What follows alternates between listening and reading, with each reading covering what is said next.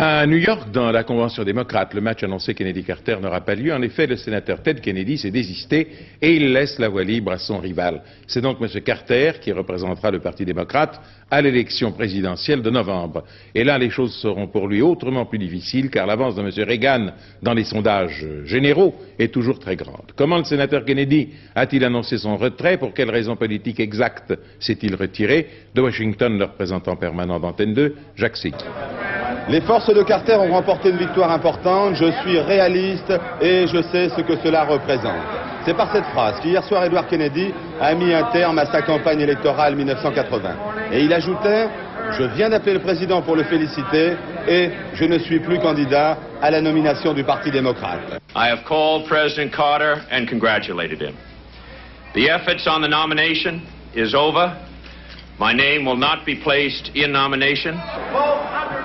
C'était le premier jour de la convention et on savait déjà qu'il serait décisif.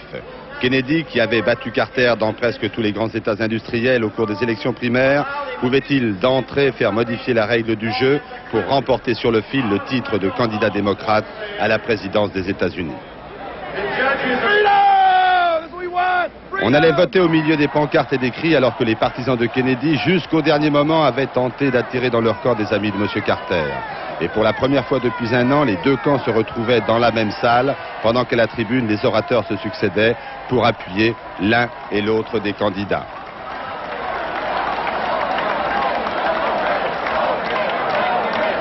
George McGovern, adversaire malheureux de Nixon en 1968, rappelait que les démocrates avaient été battus par ce même Richard Nixon parce qu'ils étaient divisés en 1968. Donc, un avertissement, puis on allait passer au vote, État par État.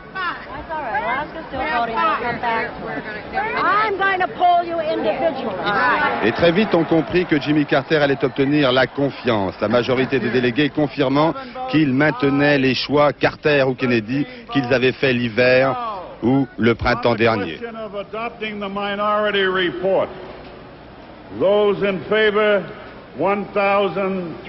1936 voix pour Carter, 1390 voix pour Ted Kennedy. Une fois encore, l'équipe du président américain venait de démontrer qu'elle était une redoutable machine électorale.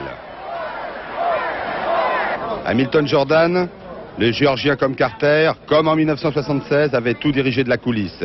Chip Carter, le fils, avait passé la soirée avec les délégués pour tenir les troupes, comme était présente toute l'équipe de la Maison-Blanche.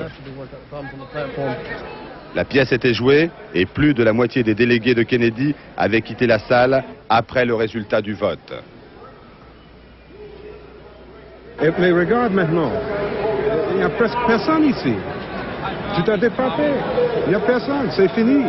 Non, je ne voterai pas pour Carter, je suis une ouvrière, il n'a jamais rien fait pour moi. Et moi, je ne sais pas ce que je vais faire. Et c'est Carter qui a gagné. Ça, c'est fort. Et plus fort maintenant qu'avant. Oui, mais il n'y a personne dans la salle ce soir. Oui, mais ça, c'est pour Carter, parce que tous les gens de Kennedy sont partis. Il reste 3 jours aux délégués pour se réconcilier.